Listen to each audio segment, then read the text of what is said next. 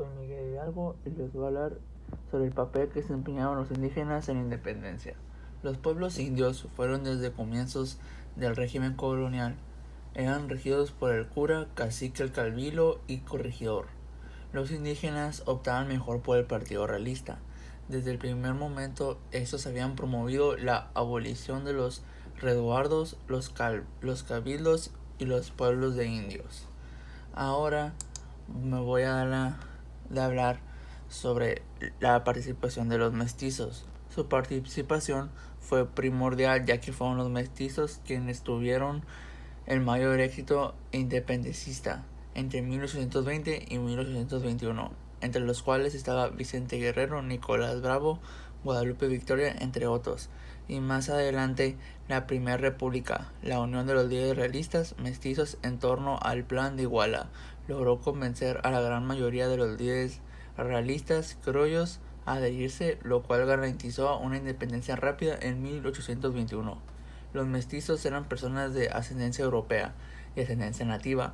Esto le dio un lugar medio en el virreinato, mientras que privilegiado en el insurgente, ya que gozaban con acceso a buena educación, formación militar y a la vez aceptación con las castas menores.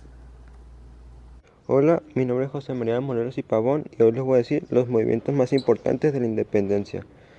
Miguel Hidalgo da el grito de Dolores. Comienza la lucha de independencia, 1810-1811.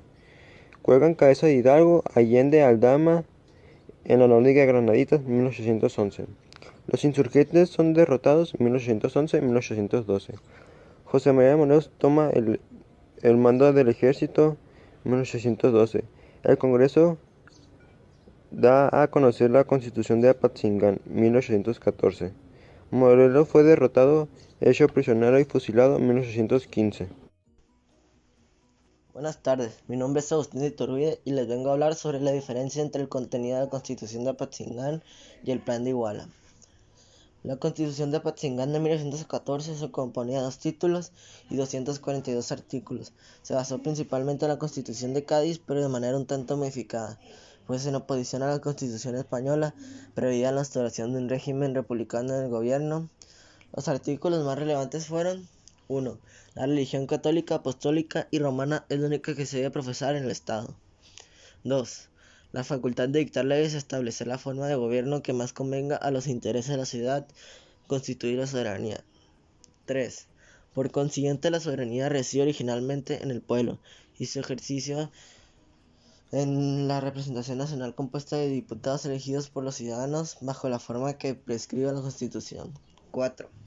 Estos 3 poderes, legislativo, ejecutivo y judicial, no deben ejercerse ni por una sola persona ni por una sola corporación. 5. Se reputan ciudadanos de esta América todos los nacidos en ella. 6. La ley debe ser igual para todos. 7. Todo ciudadano se reputa inocente mientras no se declare culpado. 8.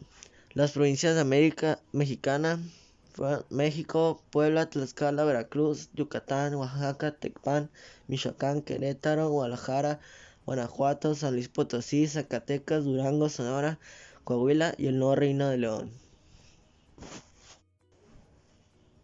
Ahora sigue el contenido del Plan de Iguala. Sus 4 principios fueron: 1. Establecer la independencia de México. 2. Mantener la monarquía encabezada por Fernando VII o alguno de los miembros de la corona española. 3. Establecer la religión católica como la única. 4. Establecer la unión de todas las clases sociales. Más tarde, estos 3 principios, religión, independencia y unión, se convertirían en las 3 garantías que promovió el ejército que sustentaría al gobierno, al que por la misma causa se le llamó Ejército Trigarante. El Plan de Iguala contiene una extensión de 17 artículos conocidos como Tratados de Córdoba, en los cuales se estipulaba que el gobierno que adoptaría a México como nación independiente sería el de una monarquía moderada, cuya corona sería otorgada a Fernando VII, miembro de la Casa de los Borbones, o en su defecto a algún otro infante de España, para devolver la corona. En el ahora México independiente, el poder de la Constitución española de 1812 le había quitado a España. El plan suprimía además las distinciones étnicas entre los habitantes de la hasta ahora entonces Nueva España, declaraba la igualdad de todos los individuos y por lo tanto en adelante todos tendrían los mismos derechos. Para gobernar el nuevo país en lo que llegaba un príncipe a ocupar la corona, el plan proponía la creación de una junta gubernativa y posteriormente una regencia que encargaría de gobernar en lo que se elegía al nuevo emperador. Además, convocaría a los Cortes para lograr una constitución. El plan es una creación a los movimientos liberales que sucedían en España, en lo que se llamaría el Trienio Liberal. Tras un pronunciamiento militar realizado en Sevilla por Rafael de Riego, este logra obligar a firmar el rey Fernando VII de España una constitución parlamentaria de corte liberal, la Constitución Española de 1812. Este trienio liberal durante 1820 y 1823, donde Fernando VII consigue que la Santa Alianza, Prusia, Austria y Rusia envíe un ejército compuesto por 95.000 soldados en ayuda del rey, ejército llamado los 100.000 hijos de San Luis, restaurado el antiguo régimen y el absolutismo tras la batalla del Trocadero. Este provocó una migración de liberales principalmente a Londres y que sobrevivieron malamente con una paga que les concedía el gobierno inglés. Finalmente, exhortaban a los insurgentes a incorporarse al ya mencionado ejército trigarante. Como líder sería yo. Hola, me llamo Vicente Guerrero y les hablaré sobre el conflicto entre el inicio de la independencia y la consumación. Todo empezó en 1808, cuando llegó la noticia de que Napoleón Bonaparte había tomado el trono español. La rivalidad entre las capas de la sociedad en España es aún más acentuada, lo que llevó a debilitar el poder de España sobre las colonias que tenían a su poder. Este fue el momento que aprovechamos algunos que alcanzaron en la Guerra de Independencia Mexicana. La figura principal para la búsqueda de la independencia mexicana fue Miguel Hidalgo y Costilla, un cura en una pequeña parroquia de Dolores Hidalgo, Guanajuato. Él promovió discusiones informales en su casa y ellos tienen las ideas nacidas para el movimiento de independencia de México. La guerra oficialmente fue declarada el 16 de septiembre de 1810, con el famoso episodio conocido como Grito de Dolores. El cura Hidalgo, en la misa del domingo del 16 de septiembre de 1810, considerado actualmente como el Día de la Independencia Mexicana, animó a los feligreses a armarse con lo que pudiera y a luchar contra el virreinato, supuestamente vendido a los franceses por la ocupación de estos de España. El conocido Grito de Dolores fue el que marcó el inicio del proceso de la independencia mexicana de la corona española en 1810. Este grito de la independencia ocurrió en la ciudad de Dolores, hoy municipio de Dolores Hidalgo, en el estado de Guanajuato. Estuvo lejos de ser un movimiento homogéneo. Comenzó casi como de una guerra religiosa se tratase, siendo liderada por sacerdotes como el padre Miguel Hidalgo. Sin embargo, pasado poco tiempo se convirtió en una guerra republicana.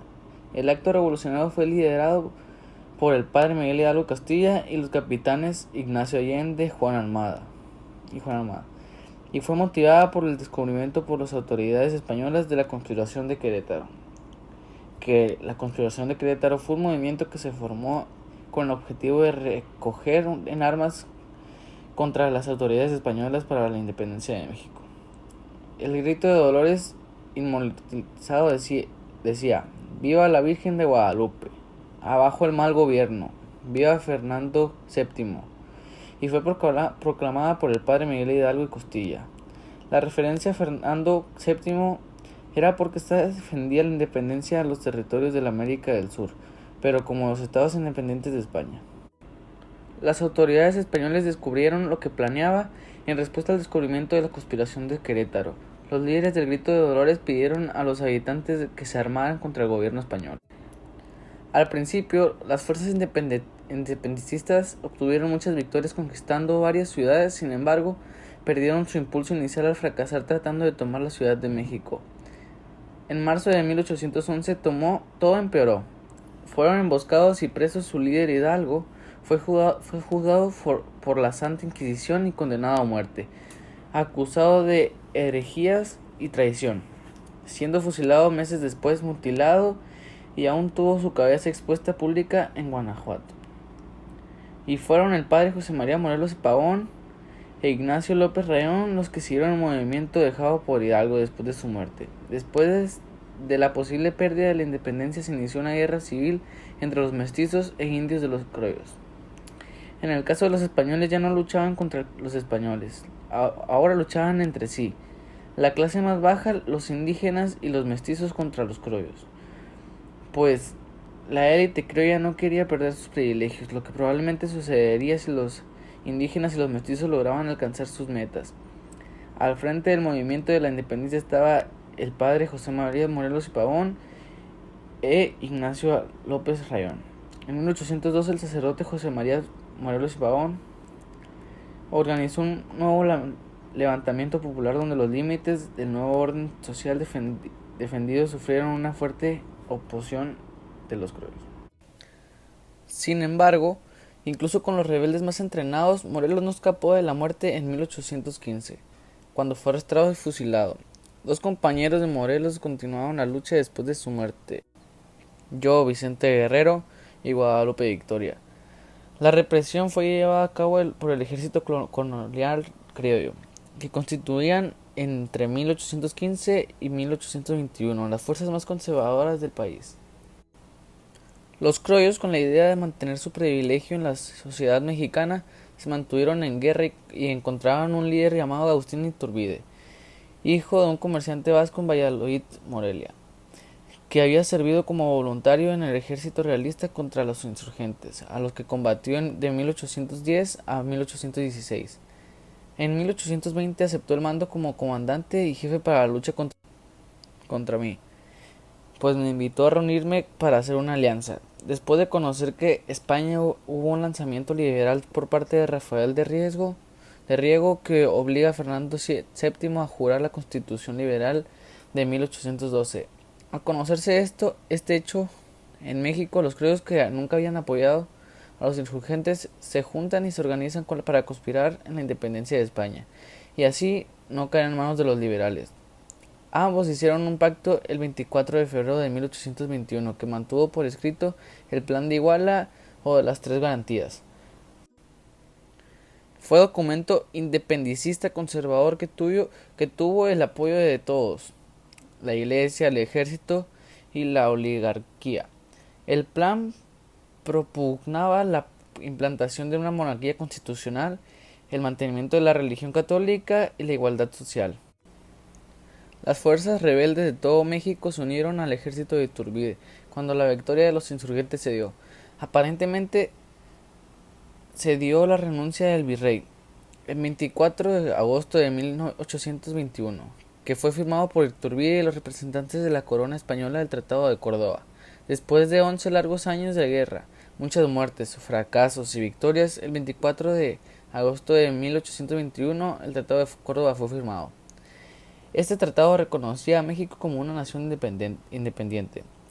Decía que los criollos y los peninsulares tendrían los mismos derechos y que un rey criollo podría subir al trono. A partir de ahí se inició el primer imperio mexicano.